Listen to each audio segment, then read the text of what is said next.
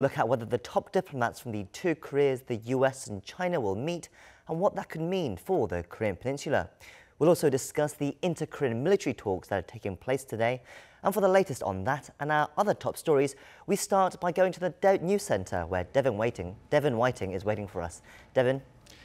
Hi, Jung-ho. Yes, generals from South and North Korea met today at the border village of Panmunjom to talk about easing military tensions, as agreed in April at the Inter-Korean Summit. We understand both sides were hopeful when they began. For now, though, the talks have wrapped up.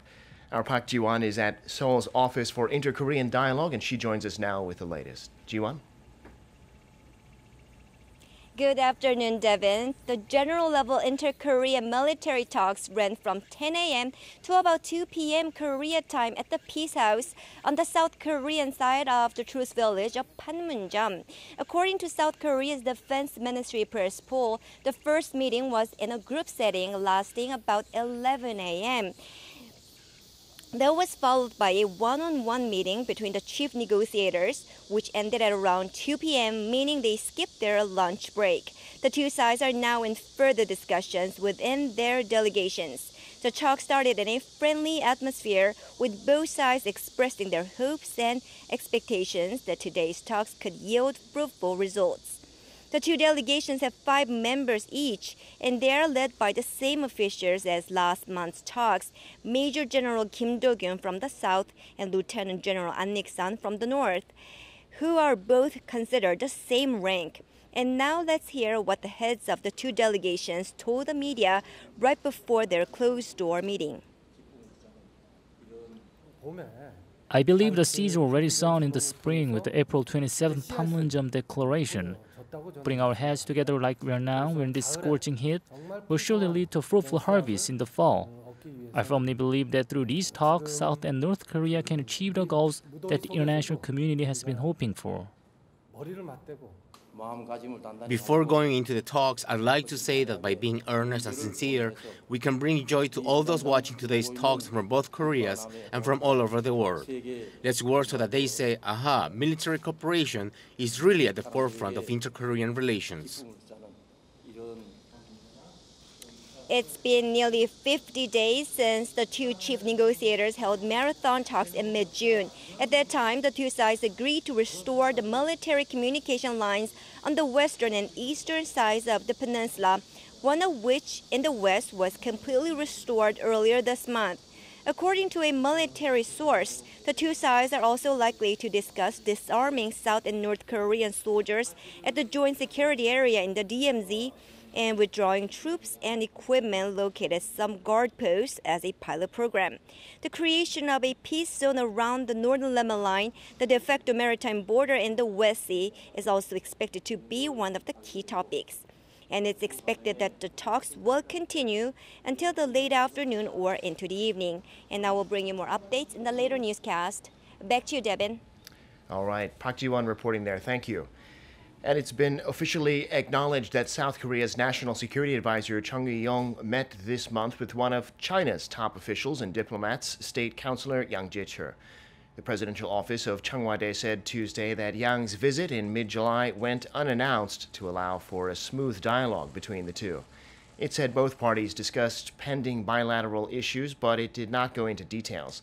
There have been reports that they discussed issues like putting a formal end to the Korean War, in which China was a combatant and which ended only with an armistice. In other news statistics, Korea has released its data on industrial output for June, and they show a fall in production across various sectors, including manufacturing. Kim Hae-sung has the details. Korea's industrial production went down 0.7% on month in June amid a sharp drop in capital investment and weaker exports. This comes after growth in April and May. Production and services did rise slightly by 0.2% on the back of improvement in social welfare and financial services, but it was offset by declines in mining and manufacturing. Semiconductor output went up in June, but output in vehicles and chemical products dropped, driving down mining and manufacturing production to 0.6% on month. Vehicle sales dropped 7%, mainly on lower exports of sedans to Europe. Chemical products dropped 3.6%, on weaker exports of solar panel-related products to China. The average rate of manufacturing operation fell slightly by 0.5% to 73.5%. Retail sales, an indicator of consumption, rose slightly on higher demand for non-durable goods like food and beverages. Facility investment, however, continued to nosedive, dropping nearly 6% on month in June. It's the first time in 18 years that facility investment has fallen for 4 months in a row. Statistics Korea attributed the fall to a sharp decline in machinery investment in the semiconductor sector, saying it has started to slow down from the soaring investment seen from late 2016 to early this year. In addition, construction investment also dropped nearly 5%. Indicators showing current and future economic outlook fell 0.2%, 0.3% respectively. Kim Hae-sung, Arirang News. And staying with the economy, data from the Bank of Korea show that businesses were more pessimistic in July than they have been in almost a year and a half. The BOK attributed the plunge in business sentiment to concerns over the trade conflict between the U.S. and China. And the outlook for August is gloomy as well. Our Ko Ryun-hee reports. Business sentiment among South Korean firms dropped to its lowest level in 17 months. The Bank of Korea announced on Tuesday that the business survey index came to just 75 in July, down 5 points from the previous month. A reading below 100 means they're more pessimists than optimists on the local economy. Meanwhile, confidence among the nation's manufacturers also fell by 6 points in July, the first drop in the last 3 months. The central bank attributed the sharp fall to the rising trade uncertainties between the United States and China. Many South Korean businesses worry about the impact of the trade tensions because they sell a lot of intermediary goods to China that are made into final goods and exported to the U.S. The report also highlighted the uncertainties in the automobile industry, amid fears that the United States could impose tariffs on car imports. The outlook for next month among manufacturers also remains dim, at just 73 on the BSI. That's 7 points lower than the previous month's forecast. Sentiment among non-manufacturers in July was also gloomy, at 76 on the index, which is 4 points lower than the previous month. The drop was mainly observed in wholesale and retail businesses. The Bank of Korea said this is because of low domestic demand during the summer vacation season. Ko Ryun-hee, Arirang News. Samsung Electronics has finalized its earnings for the second quarter, and net profits are down from a year ago. It was weak earnings in its smartphone business that brought them down, even though Samsung posted record sales and operating profit in memory chips. Kim Ji-yeon reports. Korean tech giant Samsung Electronics says its second quarter net profit fell by nearly 0.1% compared to the same period last year to around $9.9 billion. Sales also dropped by more than 4% to $52.2 billion, slightly higher than the provisional estimate released earlier this month. But it's the first time in 5 quarters that sales have fallen below the 60 trillion won level, around $53.6 billion. The company's operating profit, on the other hand, rose by nearly 6% on-year to nearly $13.3 billion, the lion's share of that coming from its chip unit. Meanwhile, sales from its display unit dropped by 26.5% on-year in Q2 to record just above $5 billion, affected by a drop in demand for flexible OLED products and falling prices for liquid crystal display, or LCD TV panels. The earnings results reflect Samsung Electronics' troubles in shoring up its mobile business, even as the company enjoys resilient sales of memory chips. Chinese rivals Huawei Technologies and Oppo's are increasing their global market share with their products ranging from cheaper TV displays to smartphone screens. Despite this, Samsung Electronics paints a rosy forecast for the third quarter, citing a strong market for chips and a supply expansion for its flexible OLED panels. The company spent $14.8 billion during the first half this year in facility investment for chips and displays. Kim Ji-yeon, Arirang News. I'm Devin Whiting, and those are your news headlines.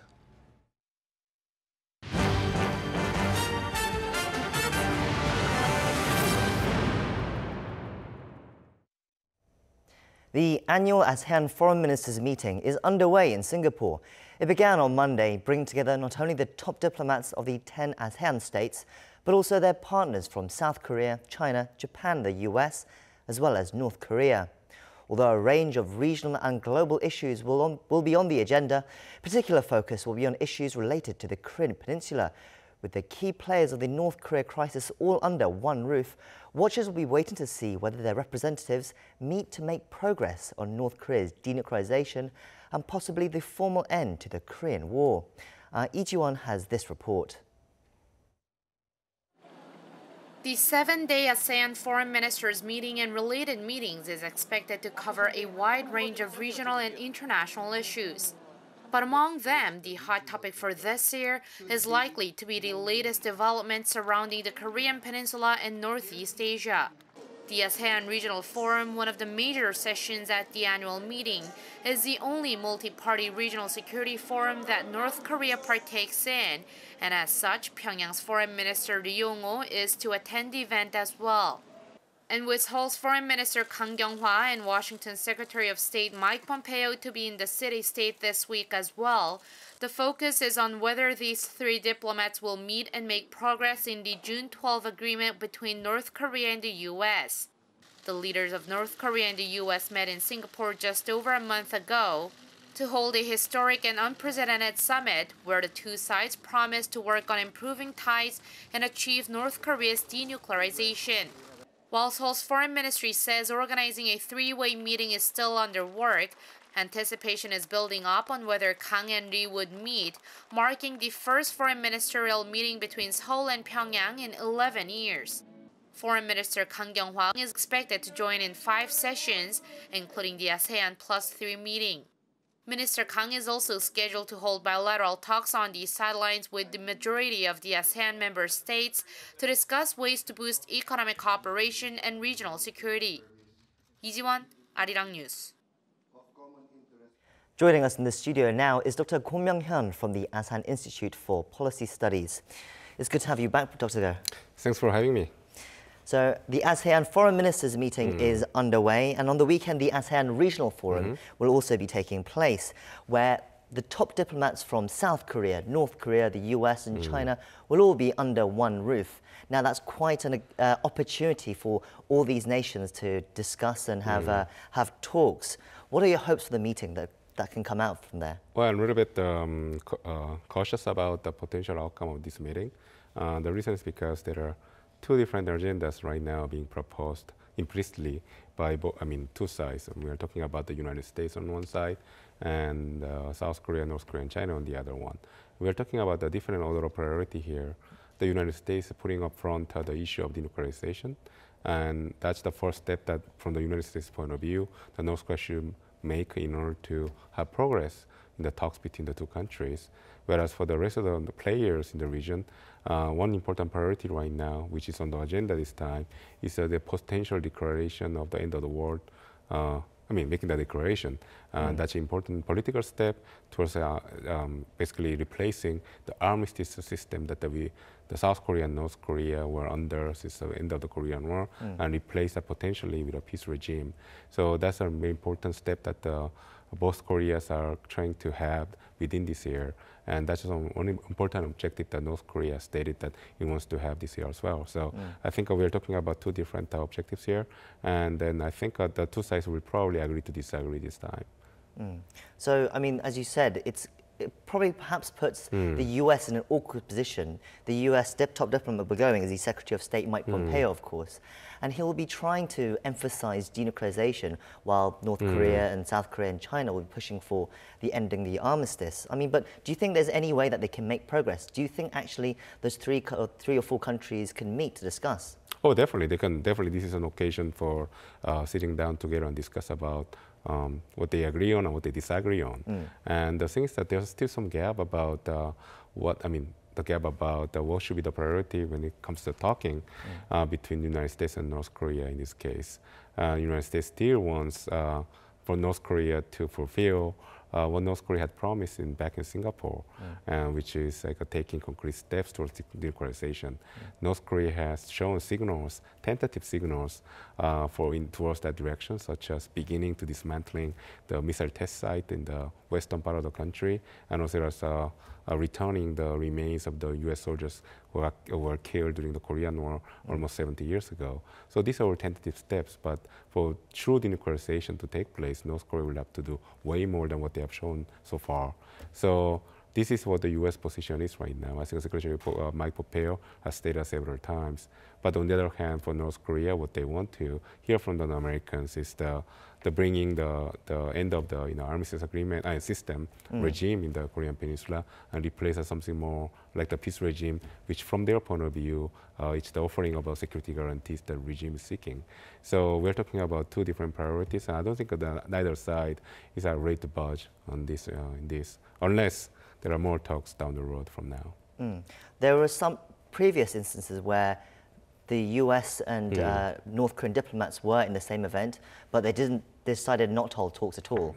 What kind of message would it send if they didn't have talks, if one side said, no, not yet? No, I'd be surprised if that happened. I mean, that would show that that kind of action will signal a serious deterioration in the level of talk that's going on between the two countries. We know that President Trump and Secretary Pompeo, even the North Koreans, are making sure that even though they have strong disagreements, serious disagreements, they try to put the best light possible on what's going on. They are refraining from criticizing each other. So if they during the ASEAN regional forum, if the both sides show this kind of negative mood, I think it's going to go down really negatively in the Korean Peninsula as well as in the international community. So I think they'll try to be in their best behavior on this occasion. One of the other events that are happening today is the military talks that are happening between South Korea and North Korea. Can you briefly tell us, what are the main agendas that they'll perhaps most likely be talking about today? This is actually a follow-up from the agreement that both Koreas reached in the inter-Korean summit that took place back in April. In that summit, one of the agreements was for both Koreas to work together to lower the level of tension in the Korean Peninsula. Specifically, we are talking about the demilitarized zone that separates the two Koreas. And in this case, the military talks going on is about the potential concrete measures towards that goal of lowering the tension. So they're going to discuss about potentially repacifying, really demilitarizing the DMZ. So this sounds like a tautology, but the reason is that both sides have been, in a way, violating the terms of the armistice agreement by bringing in weapons and then heavily armed soldiers into the DMZ. So both sides are going to talk about taking steps to withdraw those forces from the DMZ and make DMZ a truly demilitarized zone. So another important issue that they're going to discuss is the implementation of the new the zone of peace in the Yellow Sea. Yellow Sea happened to be area of serious military clashes between the two Koreas in the past. So they tried to somehow lower the tension by coming up with joint fishing areas and other measures of confidence-building measures. There's also talk that the two Koreas will perhaps discuss, as you mentioned in the ARF, that they might, between the two Koreas as well, discuss ending the Korean War and moving towards declaring the end of the armistice. Do you think that could happen here, this talks as well? Well, that could happen. The North Koreans definitely could bring that up during the talks, even though this is beyond the scope of these kind of talks, because the talk is about lowering the tension on the military domain, not talking about changing the grand design in the Korean Peninsula. But then I think the North Korean side is in a PR campaign to bring up the issue of peace agreement to, in a way, indirectly influence the international public opinion, which in turn will pressure the United States government to put the peace agreement on the agenda. So I think it's possible for North Koreans to bring that up during these talks.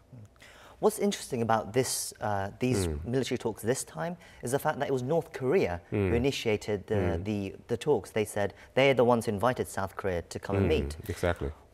Why do you think they initiated this? So this is a part of the North Korea's broad political campaign, so to speak, to change the public opinion that's right now dominant, right? In the international community. If you've been checking the media stories in the past couple of months, the focus has been the North Korean side not delivering what they had promised during the Singapore summit, such as taking concrete steps toward denuclearization by dismantling the test sites and so forth, or more importantly, coming out with the list declaring what kind of nuclear capability they possess. So what the North Koreans are doing right now is somehow trying to influence the international public opinion by saying that what's really important to be discussed right now is not so much about North Korea's denuclearization steps, but actually all kind of guarantees the U.S. government can provide the North Koreans to make North Koreans feel comfortable and then start engaging in the steps towards denuclearization. There's a couple of other points, a couple of other things I wanted to mention today. The first is, it's been revealed that a senior Chinese official, Yang Jiechi, secretly visited South Korea earlier this month, and he met with South Korea's National Security Advisor, ChungEui-yong. We don't have the details of what they discussed, but it's thought that they, again, discussed more about the possibility of declaring the end of the Korean War. What do you make of this latest development? Well, so we know that the Chinese has not hidden their interest in having their influence being preserved in the Korean Peninsula. One important mechanism of doing so is by having their voice in the upcoming peace agreement that could be signed between the two Koreas and the United States. China wants to be on board because it wants to remain influential in the Korean Peninsula, and that's very important for them. And then I think the Chinese have been feeling that they are being like bypassed, so to speak, when in this ongoing discussion about the future of the Korean Peninsula. So I think this is an important objective that brought the senior diplomat Yang Jiechi to Seoul. But why do you think it was done secretly? Well, it's not a secret because we know about it, right? We know about it now, but initially the actual meeting, he came, we didn't know about it until... Well, like for the Chinese, I think, it's important not to be so vociferous about what they want to do in the Korean Peninsula. It's actually, the Chinese actually prefer kind of under-the-table negotiations because it's actually the nature of their system. Unless they really have a strong need to disclose what's going on, they would like to have this kind of discussion behind closed doors so that they can actually limit the ramification of this kind of information being revealed in the public. So I think this actually shows that the Chinese want to do conduct this not in secret but in private, so that it kind of mitigates this impression that the Chinese are actually losing influence in the Korean Peninsula. Did the Chinese really need to be involved, though, for this end-of-war declaration as such? Because even if without China they declare the end of war, they still benefit at the end of the day, don't they? Well, that's definitely true. We can. If if really want to boil down to this, the essential part of the peace agreement, we just need two Koreas to sign the peace agreement. We don't even need the United States. But I think it's actually the North Koreans who want to have the Chinese on board, not just the Chinese, because I think there's a symmetry in having two major powers actually backing their respective allies in the peace agreement, because in that sense, the both Koreas will have two sponsors to make sure that the agreement and the peace agreement is going to be abided by the two Koreas. So I think this is an issue of balance that the two Koreas are seeking. And finally, there were also reports that came out today that said 5 planes took off from Pyongyang and went to Vladivostok in Russia. And we don't really know why. There were 3 passenger planes, we believe, and 2 cargo planes. And normally there are only 2 flights per week, which go from Pyongyang to Vladivostok. What do you think this could be? Well, there are 2 different scenarios here. One could be that Kim Jong-un might be preparing for a trip, surprise trip to Vladivostok to sit down and meet with President Putin. But then I would say that the chance of that happening is actually not that high, because actually the Russians are preparing for a potential visit by Kim Jong-un in September for the occasion of the Eastern Economic Forum, which is very important for the Russians. And then there's already been invitation to Prime Minister Abe of Japan and the South Korean President Moon Jae-in already. So in that sense, I think the Russians would like to meet in September rather than now. But there's also a possibility that they are going to meet before that, but who knows. Another potential scenario is that it's more prosaic, in the sense that the North Korean workers are actually they are returning home from Russia, apparently. So maybe North Korean government sent a special charter flight to Vladivostok to pick these workers up and bring them home as soon as possible. So we have two different scenarios, but we probably know about what really happened in the coming days.